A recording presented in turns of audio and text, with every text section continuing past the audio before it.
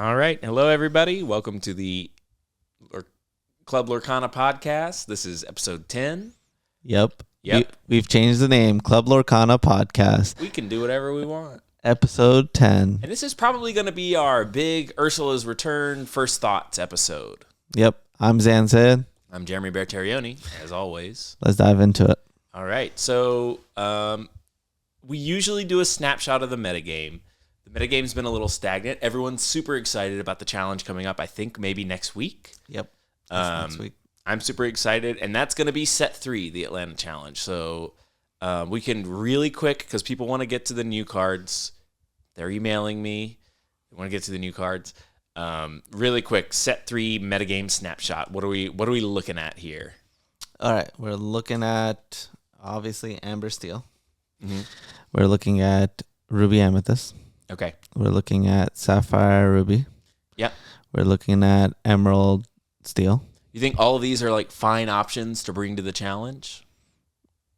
Obviously, you're going to pick one deck, so you think that's the best one. But I mean, is anybody strictly wrong if they're bringing one of those? I think that Amber Steel is the best deck for this tournament by a wide margin. Yeah. Okay.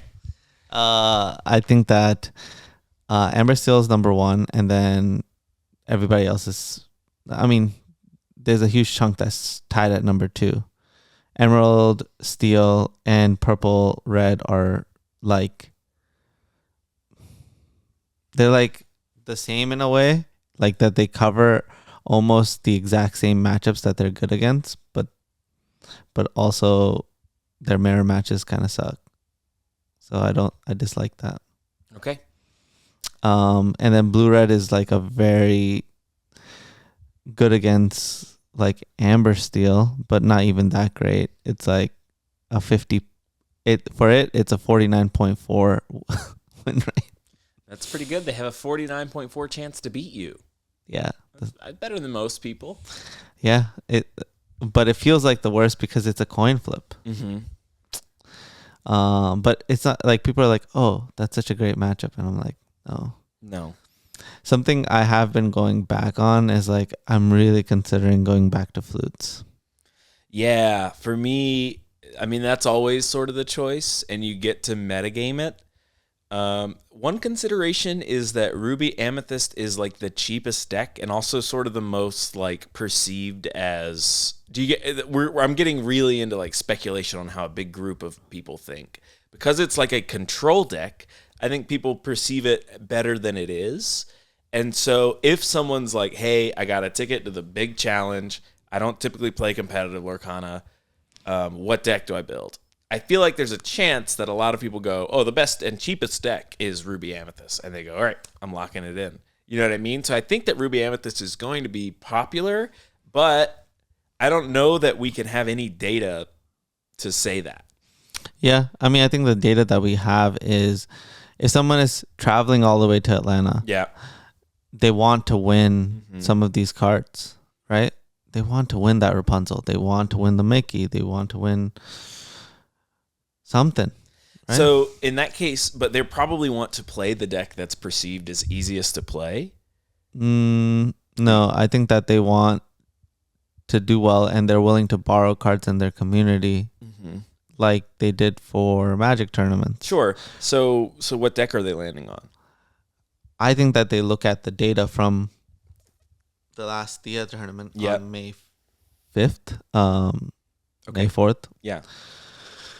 May the 4th be with you. Haha. Remember that? No. Yeah. So they look at that data and they see that Green Steel won that tournament. Yeah. And then the finals was Green Steel versus Purple Green. So I think, honestly, we just figured it out right now because we basically are theory crafting. This is like something that we used to do a lot with Abe Corrigan, but I was always like dipping out of those conversations because we're just like making stuff up based on like what we think is true. So it seems like if Green Steel is the most popular deck, does that affect your decision on Flutes versus Pride Lands? Yeah, I mean, it makes it so that you would rather play Pride Lands. I think that's the answer. But at the same time, I think that the matchup is like your favorite in against green steel. That's true. Maybe you're supposed to just give yourself a handicap. I'll tell you the real reason why I'm thinking flutes again. Okay. So I started playing in the pack, the Thea's the pack tournament. It's like a different style of tournament that she started hosting. Basically, the way it works is you can sign up in a queue to play for various prizes like a box. So I signed up for one, and basically it's like a King of the Hill style of format where if you're the winner, you have to win.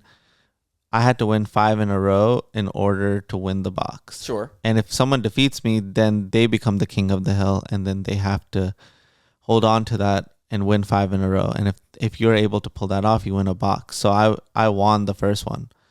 And I won a box, and I was playing yellow steel, and I just played yellow steel in all of them. But a rule in this is that you can play a different deck. Yeah, you can switch your deck all the time. Exactly. So I won the first one, and then I was like, okay, let me play in some of these other ones. They actually messaged me and they said, hey, winners can't play in the next one. And I was like, yeah, that totally makes sense. Sure. For the box. So they did a second box, and I couldn't be a part of that. But they did have an mystery enchanted card you could win. And I signed up for that. And when you won a box, really quick, was this Ursula's Return or Into the Inklands? Into the Inklands. I like winning boxes. Really fast tangent of cards that haven't come out yet. Oh yeah, because I won a Star Wars tournament where they were like, "You won a box," and I was like, "Great, hand it to me." And they were like, "Of the new set, when it comes out, come back in a month." And I was like, and I just think that's so fun because I've been like, I can't wait to get my box the whole time. Yeah, I think that's actually perfect, especially because you own all of Star Wars set 1. That's true. And it's also just like, we live in a world where gratification is so instant that you kind of got to learn to appreciate when you got to wait for something. I mean, I think that everybody's getting a little bit of that training, almost too much because of Amazon. Yeah. People just order shit because they want to receive a package. There's a gratification. When we used to live together in the Carey house, I would get so jealous that you guys got Amazon packages all the time. And I was like, why don't I get any Amazon packages? And then I was like, oh, yeah, because I don't buy stupid stuff. I was ordering stuff for the house. Yeah, oh, yeah, me too, dude. Definitely. But so that was... Anyway, that tangent's over. So that's leaning you... You're more leaning towards flutes? Oh, so I was getting to why I was doing. Yeah, so I was playing in the Enchanted tournament. And since you can change whatever deck you're playing in middle of this King of the Hill style tournament, guess what? Whenever I got paired against someone, they would just only play blue-red. Mm-hmm. So I think I've played against blue-red 5 times, and I beat it 3 out of the 5 times, which is 60%. But the problem is I lost to it twice, really close games. But basically the problem is that so one of the times I switched to purple-green, and I beat the crap out of it because I knew that this person was going to play blue-red against me. Yeah, sure. But then another time, I just played against someone who knows that I'm going to be playing yellow steel, who switched to blue-red. And so it got a little bit messy. But while I was playing, I lost a really close game 3, and the whole time I was thinking, all of these content creators are pushing blue-red, but no more Bad Bunny. No Judy Hopps, and exactly. So if they can't kill your artifacts, you think it's probably better to play the flutes. Exactly. Items are untouchable. I'm kind of down for whichever one in that slot, honestly. I sort of feel like it's wrong to split them. Oh, definitely wrong to split them. But I don't know. Might just flip a coin on that day and just do whatever. The best chance you have is when you have Pride Lands in the current version, right? Mm-hmm. Currently, we're playing only 2 Pride Lands, but we're playing 2 Robin Hood. Is it like Stable Warrior? Magical Archer Man. Yeah, the 1/3 for 2 mana. That pings. Yep. It basically gets to Plasma Blaster an opponent's creature. And that card is phenomenal against green steel. Yeah. Really? Because it kills Morph? No. They haven't played Morph in forever. So It, funny that I'm like, oh, because kills Morph? Curse Merfolk. Curse Merfolk. Yeah. That card, every time anyone says it, we both think it's, what magic card are they talking about? But Curse Merfolk is the O1 that quests for 2 and makes them discard a card. No, it's a 1/1 that counters your actions. Yeah, exactly. But yeah, so basically, it's also good against Ursula, 3-mana Ursula, because if you played it on 2, on 3 you can let the Storm Rage on. Yeah. And kill Ursula and ping it, right? Yes. It also kills other people's Robin Hoods by you pinging it, and along came Zeus. So the current version has 4 Rapunzels and 4 Mr. Smee. Mm-hmm. It's possible we go down to 3 Rapunzel, 3 Mr. Smee, put in 2 Robin Hoods, cut the 2 Pride Lands, and then we have slots for 4 flutes. All right, let's do it. Yeah, so that's the angle we can take. And so the question here is, who do you think has more influence? The tournament, Savage, or people are just going to play what they're going to play? Yeah, and like I said... Or money. Money's the real. Money's the one. How does money influence it? Which deck is cheaper? Blue Red and Purple Red are the 2 cheapest tier 1 decks. I always say with new card games, then they're gonna play the cheapest deck. I just played in a Star Wars tournament where everyone was on Sabine. Is everyone an aggro maniac? No, majority of people that are playing in this tournament are not from Atlanta. Oh my gosh! So they just spent how much money to be here? $20. These are the people that go to Disney World. Uh-oh. Okay, how much money can you spend at Disney World? Well, it's $1,000 to get in. Oh shoot! Really? It's not true, but it'd be kind of cool if it was. I mean, this trip is like costing people like $1,000. Yeah, this trip is $1,000 for sure. For sure. I want to talk about Ursula's return. Wait, you gotta tell me. We gotta finish this part of the conversation. I want to play flutes. I think it's flutes. Yeah, I think if the blue-red deck isn't playing duty hops and you get to like basically free roll all your red-purple all day, then that's worth it. And then the steel decks, you just get to jund them out anyway. Maybe they kill your flute, like you're down a card that kind of sucks, but you can whole new world about it. You know, like we're playing wheels. What I do is I attack their Cursed Merfolks or Flynn Riders, and when I have to discard, I always discard the flute. Yeah, get rid of the flute. You need to discard. You need discard fodder anyway. It pitches to attack a Flynn. Okay, so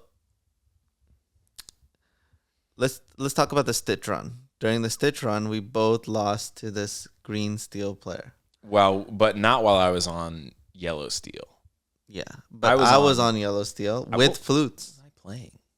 You were playing purple red. Oh my god. Yeah. Great.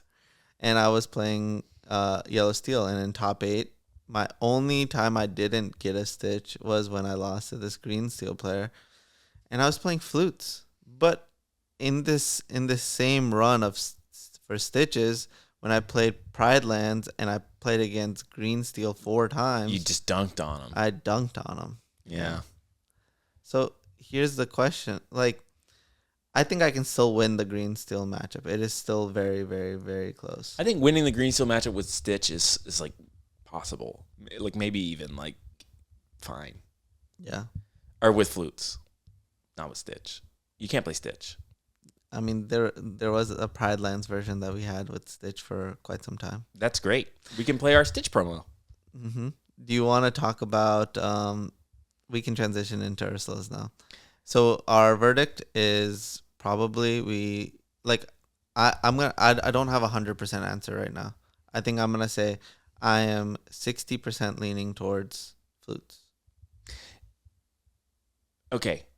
I feel good about flutes. I think I can beat green steel all day anyway. Yeah, it just feels bad when you draw a bunch of flutes. Yes, I agree. Try not to do that. I will try my best. You're bad at not drawing cards. I'm pretty good at not drawing cards. Like, if I only have one Emrakul in my deck, I could go a whole tournament and never see it. I really feel like we're supposed to be playing Robin Hood. Yeah. The 2-mana guy.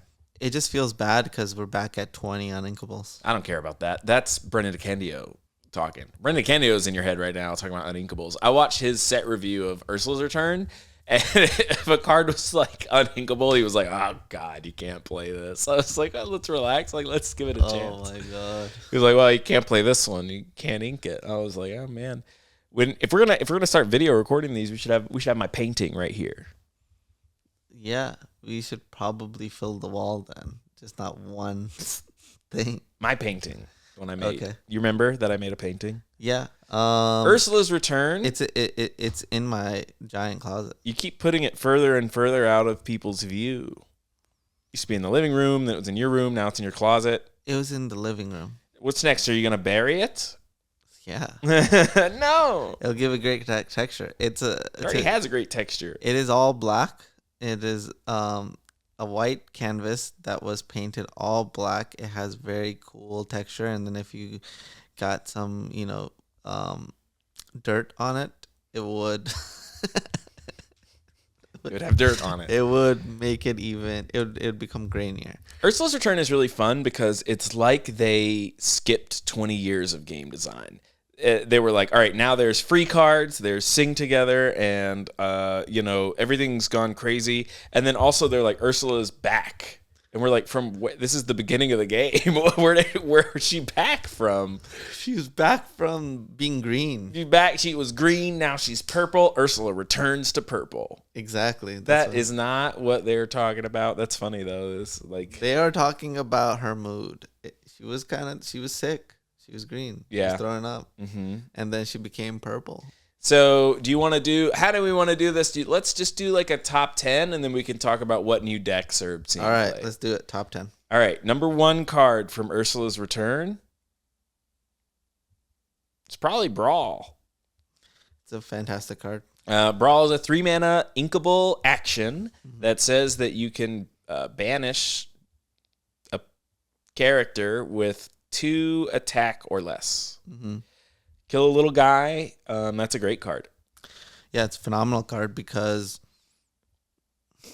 it makes more of the purple-red games just games. It makes them into the way that Purple-Red wants to go. It used to be you could get cheesed out by a Minnie Mouse. I think those days are probably over. Yeah. And then I'm sure Purple-Red players can like relate. The opponent would like play a Minnie Mouse, and you would just be like, you'd look at your hand, and you'd be like, I don't have it. I lose. I think I don't have a single way to get this off the board. I'm gonna have to Merlin my. Or get to Madame Medusa, which takes freaking forever. Oh yeah, you're dead. They're at 12, and you Madame Medusa, and they're just like, I'm gonna bounce goats for the rest of your life. I feel like this is finally the end of Minnie Mouse. So Brawl is my number 1. I will say that Ruby was a big winner this set. A lot of my top cards are Ruby because my number 2 card is Goofy the Super Goof, the 2/4 that if it challenges something, you gain basically 2 whole lore. Yep, that card is phenomenal in purple-red. Yeah.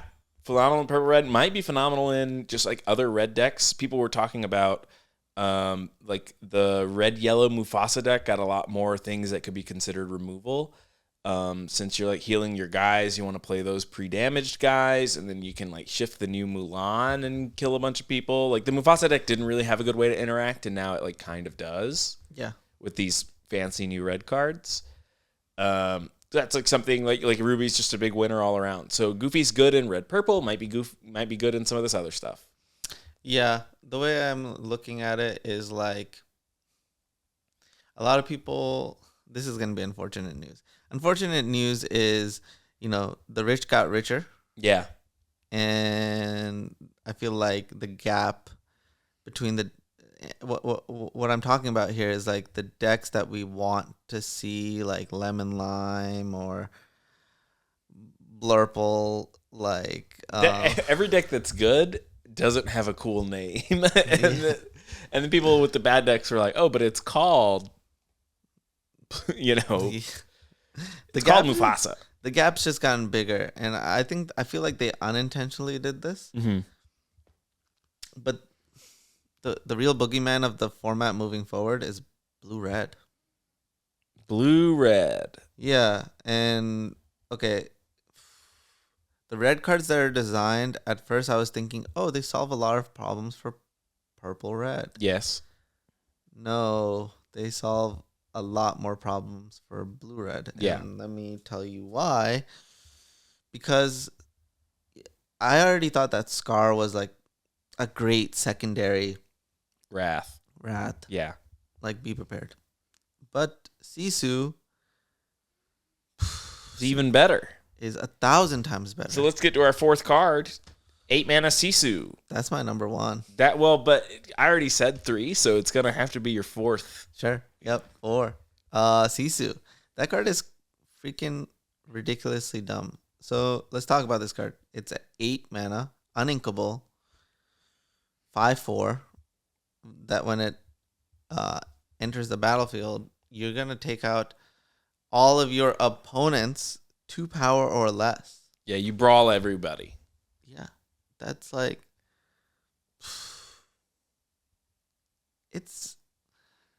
that's what we used to think Grab Your Sword did. It's your board. Get your board out of here. Now, if you think about the yellow steel deck, Yeah. what does it not hit? Robin Hood the 3/6, but it hits Ariel, but it doesn't hit Queen if it's evolved. Shifted. Yeah, so like 5 mana guys. But it hits Rapunzel. It does hit Rapunzel. That's why I said I didn't say 4 mana guys. All right, so now they play this 1 mana item Yeah. that you can just tap it. The Ice Block. Yes. Our 5th card. Yep. Gives a character -1 power. Yeah. And it's uninkable. It's a 1-cost item. You can find it with your new Sebastian the Seagull. Basically, Glint Nest Crane. I don't know why they reprinted that card 1-to-1. But they did. They were like, this is exactly a Magic card. Have fun. Glint Nest Crane. It's a 1/3 that enters the battlefield. You get to look at the top 4 cards of your deck, take an item, and put it in your hand. You find the Ice Block, which is a 1-cost item that you cannot ink, that you can tap to make somebody a little bit less powerful. 1 less strength. Uniquely, bizarrely good. It's so good because you can play the 3 mana Sisu. Even if you're just playing it normally, it's good, if that makes sense. Like, if you don't play any other cards with it, it makes your opponent's life a nightmare, because if you have 2 of them, then you're like, your guy has -2 and I'll attack it. It like probably doesn't deal any damage and dies. You know what I mean? Yeah. Like even if it was just regular, it's like pretty good. But combining with all of your like cost matters, like removal spells, like if you have Madame Medusa, suddenly Madame Medusa says, kill everybody. Mm-hmm. Kill everybody that's not Maui. God. So the Ice Block is big for you. And so this is all, if red is a huge winner and then blue has the next card. But then now you think about, okay, the 3 mana Sisu fits perfectly in this deck. Yeah. Because why? Card number 6. All right, 3 mana Sisu is what? Evasive. Uninkable. Yeah, uninkable. Evasive. When it enters the battlefield, it can take out a character With 1 or less. with 1 or less. So now what can become 1 or less with an Ice Block? Every 1 drop in the game. Yeah, okay. Most 2 drops. Okay, now let's look back at that 8 mana Sisu. Yeah. Why the hell did they give it shift? They wanted us to play the Sisus. They were like, you remember Raya and the Last Dragon. Go watch that movie. I think we almost should. Yes, we know. We need to. We gotta watch. All right. Well, let's make a pledge to our viewers, is that we're gonna watch Raya and the Last Dragon. Sure. I'm down. Great. It's a good pledge. Sisu. Why? Don't be mad, Zan. Be excited. We get to play all these wonderful cards. How about this? How about the next card on the list? We're on a different deck. Next card on the list, our number 7 card, Diablo, the shift card. Yeah, people are really loving this Diablo. People love Diablo. It's basically, it has evasive. Whenever your opponent draws a card while it's exerted, then you get to draw a card. So usually draws a card on their turn, which makes up for their shift cost, which is that you discard an action card. You can really go nuts with like maybe the new Pegasus and Diablo and just have like a really fast, evasive, aggressive deck that is also not dying on cards. And that is like a dream that people are chasing. So that is, a deck where if you say the rich get richer, what about this Diablo Pegasus evasive deck that's green? Do you think that is like maybe a contender? Because, a lot of it's weak to some of the cards that we've been mentioning, right? Ice Block, Sisu. But if you're not playing against that, it's pretty good. No, I think that purple-green, this makes purple-green a real deck. Yeah. Purple-green is still missing a great removal spell for 3-mana Ursula. 3-mana green Ursula. All they have is like Mother's Knows Best. It's not good. Yeah. And the 3-mana green Ursula just went up in stock because of all the number 8, all the Sing Together cards. Oh, it works with it. Yeah. So the Sing Together cards are cards that are really expensive. A lot of them are uninkable, but you can combine the cost of all of your creatures, characters, glimmers, ink mans to sing them. So if you have a bunch of singers, for example, the Yellow Cinderella and Ariel, then you're really very close to singing. For example, there's a 10-mana purple one that draws 5 cards.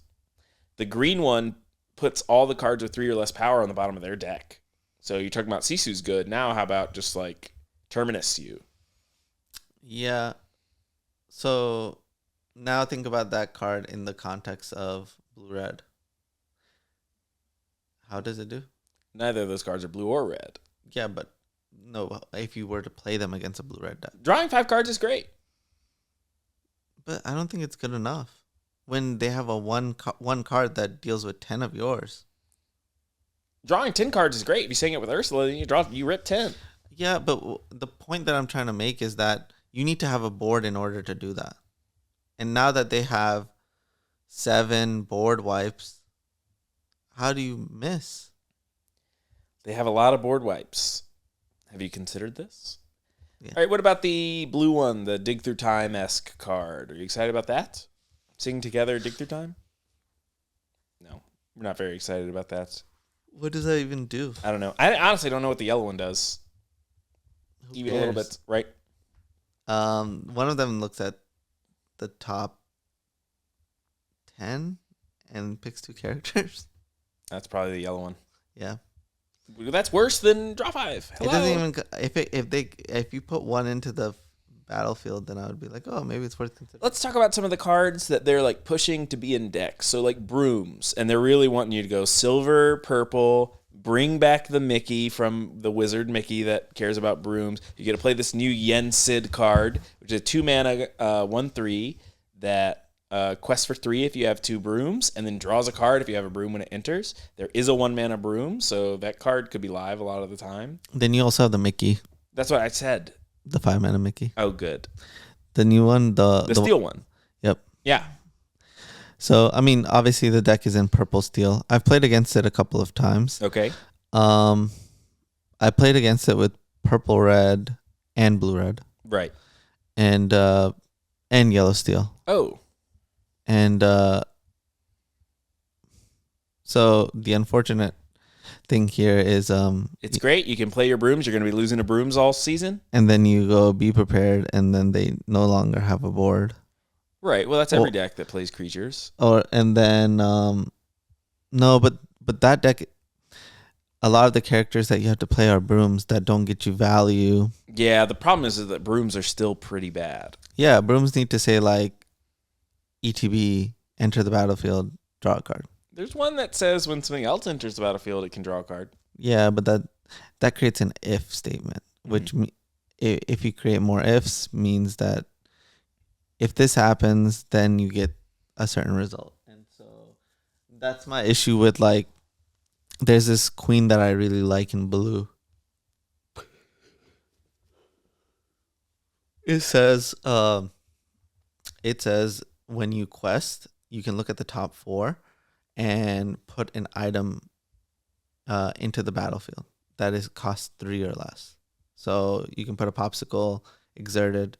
You can play a fishbone, quell, exerted. You can play the new steel popsicle. What's the name of that again? Big roxicle?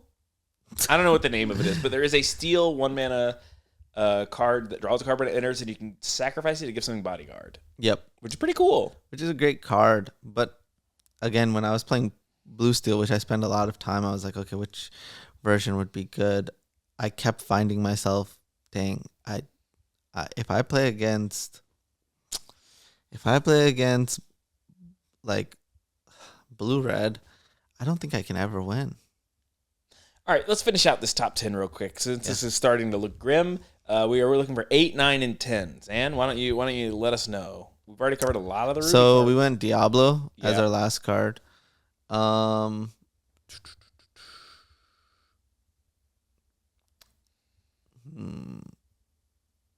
really...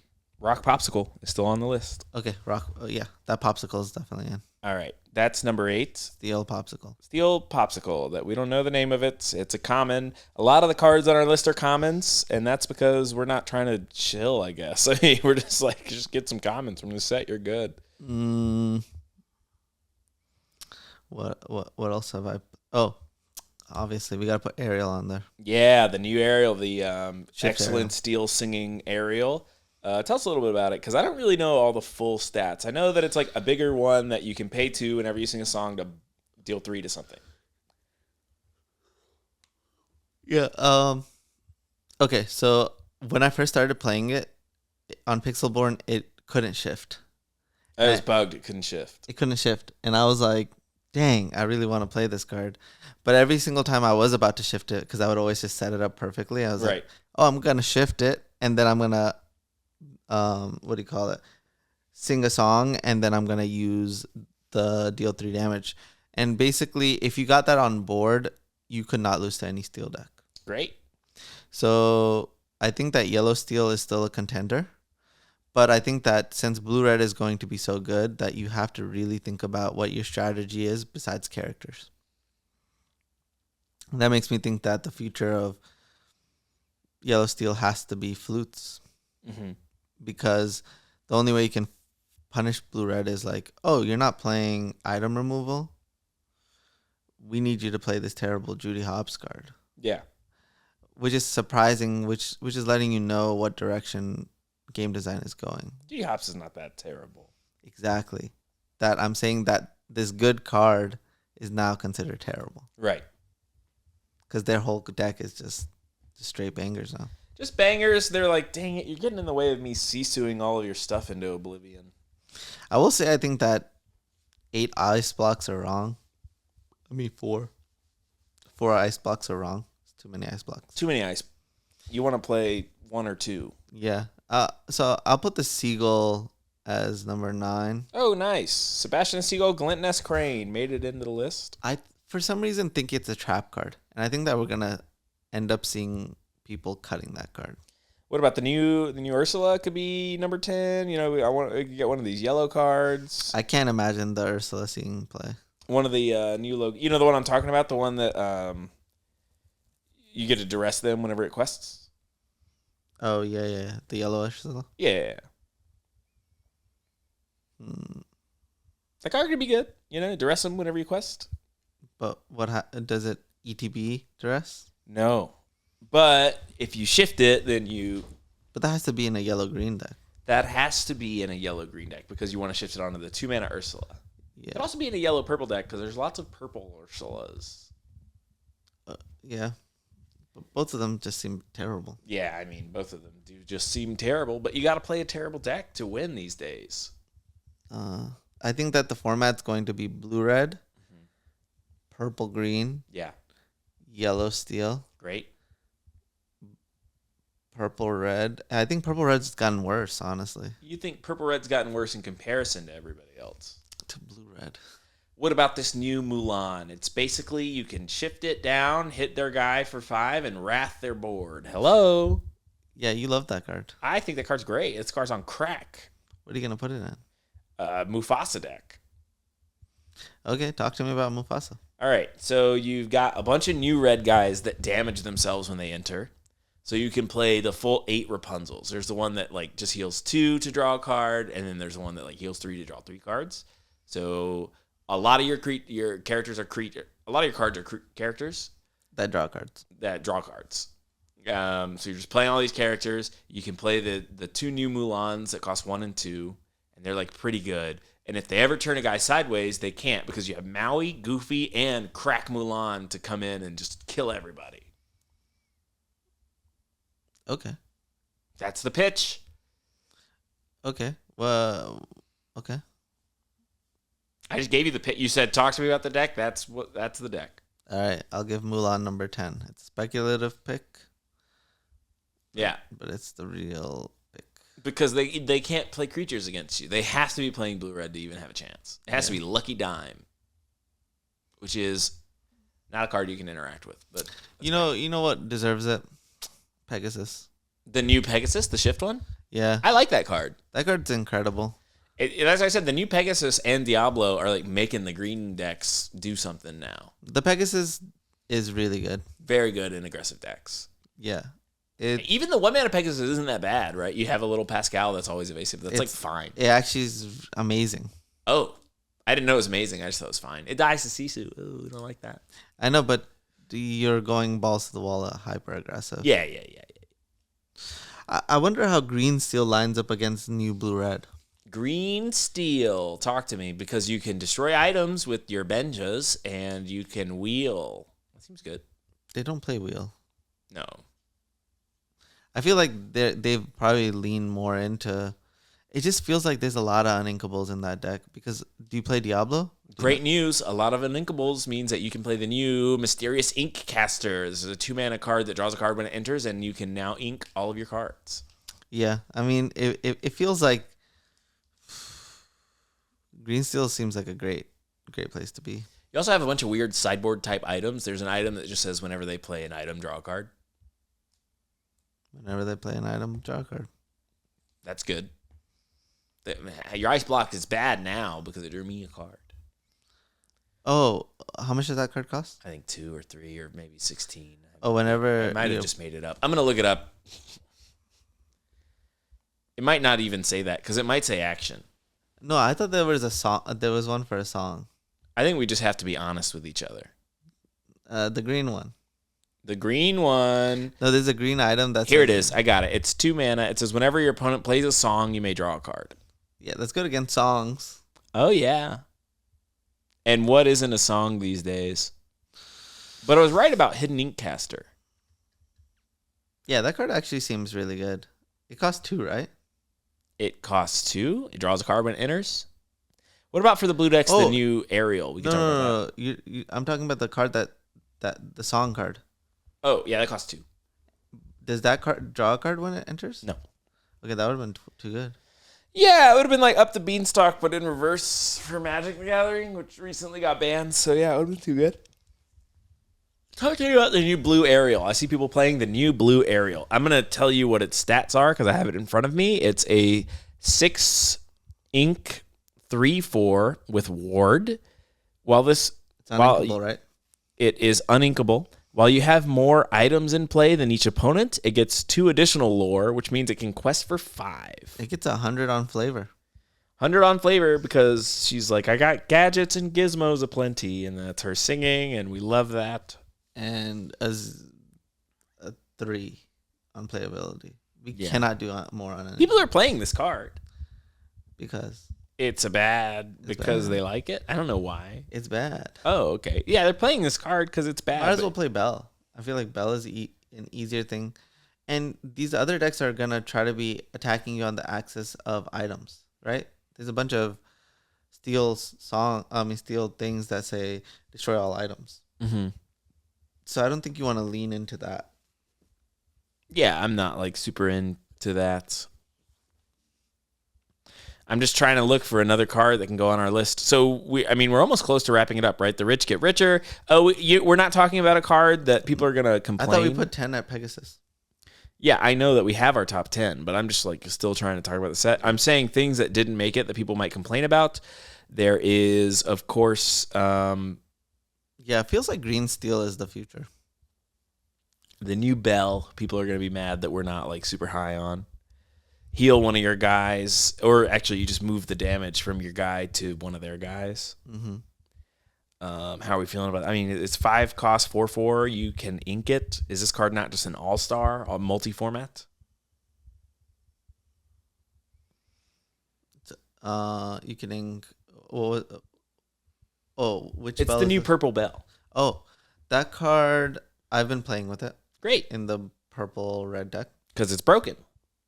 I'm trying to figure out if it's any good or not. It's very good with your Goofy, the super goof. You come in, you hit something, and it takes some damage, and then you can play the bell and move the damage over, hit something else and kill it, potentially. Yeah, you could play Belle. You could play Lady Tremaines. What do you mean? Or is it Madame Medusa? The 2-mana one. That comes in with 3 damage. Red. Mother Gothel. Mother Gothel, yeah. You could play Mother Gothel. Yeah. Then it shoots. I don't even know if you need to. I think guys get damage sometimes. Merlin the rabbit always picks up 2 damage whenever I play it. Yeah. It can do up to 3. I understand. Has it been good? It's been really medium, honestly. You really like it. I don't. I don't.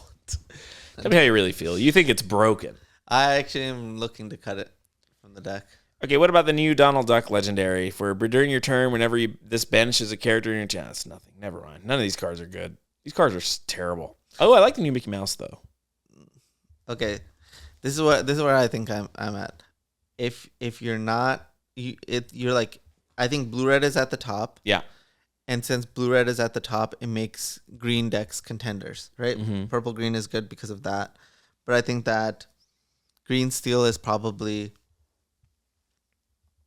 the best level 2 thing you could be doing. Mm-hmm. That has a good chance of beating the rest of the format, but also does a good job against. The steel popsicle is called Fortisphere. I just learned. Oh yeah, Fortisphere. Yeah. AKA Arkham's Astrolabe. I love that card.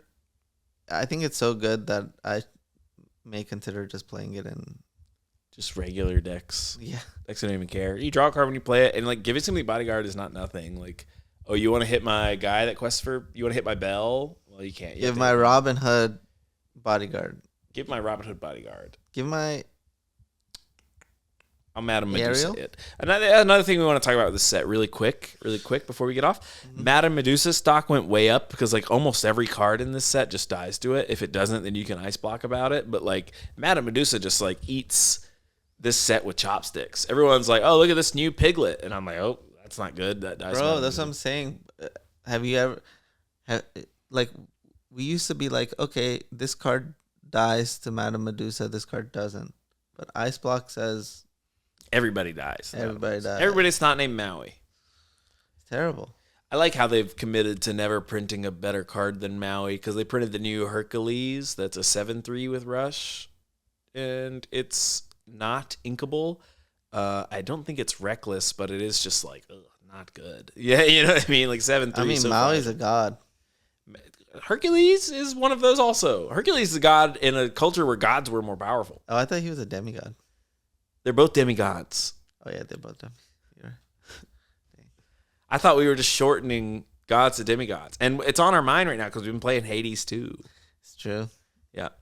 Stay tuned because tomorrow on the channel, Zan's posting his Hades 2 strategy guide and pick order guide. No Hades here. No Hades here. I do love Hades though. Yeah. We need some better Hades cards. We have some. Hades has good cards. Better. We need a 1-drop Hades. We have the Underworld, which is a new location that basically makes all of your guys Hades because whenever they quest, you can pay 3 to pick somebody up from your graveyard. Yeah, that card's not that great. No, it's bad. But I really am digging green steel for this next set. You've been saying that. Green, steel, red, blue, big winners in your mind with purple, green right behind. Is there a chance that we sort of capitalize on all the new good red cards, mix it with all the new good green cards, and play like a green-red with like Diablo, Pegasus, a bunch of hyper-aggressive creatures, and then like removal spells and Super Goof to close the gap? What are the removal spells? Well, you have Super Goof, you have Brawl, you have Sisu. Okay, but what's the card advantage? Just Diablo? It would be pretty aggressive. I don't think we're hitting too much card advantage. Yeah. Just Diablo. Diablo's interesting because if he was 2 lore, he'd be over. He'd be our number 1. He'd be the beanie. He's good. You can play Madame Medusa in this deck I'm making it up right now and pitching it to you. It's green, red, basically all the good stuff from the new set. Yeah. I wish that there was a card that.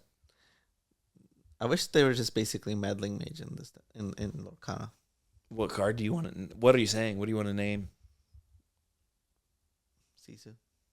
It'd be fun to meddling mage in this format because you say Sisu and it takes out all. Takes out half their deck. There's a card like that. There's Bruno Madrigal, but it basically says you get to look at the top card of your deck. If it's the card you named, then you gain 3 lore. Yeah, I saw people playing strats with that. Not good. Oh, this green-red deck I'm playing could play the Flynn Rider. That is a 2-drop that if you have the biggest guy on your turn, then you just gain 3 lore. That card's crazy. Yeah, that card does seem pretty impressive. Maybe even purple-red needs to take a more hyper aggressive stance. I want to play control decks, and I want to play blue-red. I want to play blue-white control in Lorcana. You can play blue-red. Maybe those are our only choices. I think that we're going like I don't like the red stuff that they printed. Blue red was already a phenomenal deck. We didn't need it. Also, the mirror match is terrible. I want the number 1 deck to always be a deck that has a good mirror match and it's fun to play. Yeah, definitely. Yeah, not a fan of the blue-red mirror. What do you mean? You get to put permanents in play. Yeah, but I watched Savage, and I feel like Savage loses to players that he's better than. Definitely not what you want in the game. Do you think that Ursula's return was good for Lorcana? Is that something you want to talk about? I think Ursula's return was bad for Lorcana. Dang! Well, you heard it here first, folks. We'll wait for the 5th set. That'll clear everything up. How do you fix Sisu? You just got to make creatures bigger. Yeah. What about I guess I'm just feeling a type of way because they just made Yellow Steel a lot worse. Yeah. I mean, that's tough for me, too. I'm a Yellow Steel guy. You are a Yellow Steel guy. Been saying that for 10 episodes now. But they made Yellow Steel and Purple Red worse. And they made Green Steel and Blue Red, which I felt like had some very gambling-esque features, especially when it came to the mirror match, which I didn't like. So that's what I'm kind of bummed about, is that I feel like we just walked closer to making the game more luck, which is, we'll just see how it plays out. Honestly, the meta dictates all. And there's still enough stuff for us to exploit in order to win tournaments. So great. We'll continue to do so. Well, I think this is a great place to end this. Great place to end. You've heard it here first. Ursula's back.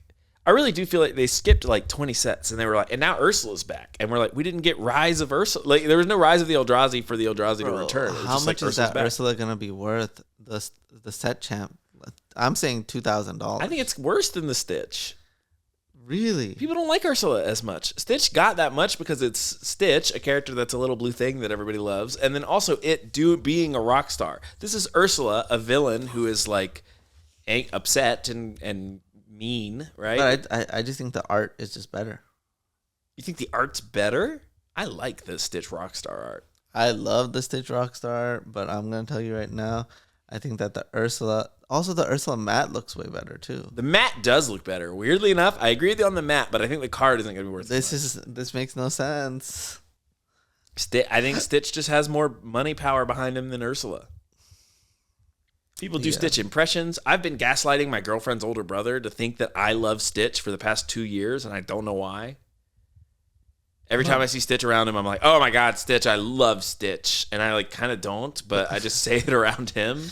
But you do. So now he's like, okay, Jeremy really likes Stitch. So he's going to buy you... No, he's not going to buy me anything. He's going to buy you a Stitch? Shout out to Ian Campbell if you're listening to this. Thanks for listening to this Lorcana themed. Maybe he wants to get into it. He's got time. Okay. He's a Gwent player. He's a Gwent player. That's true. We're converting him. I don't think he's still a Gwent player. I hope not. I don't know if people are still playing Gwent. Play the better card game. It's just him playing Gwent by himself. Gwent's funny, though.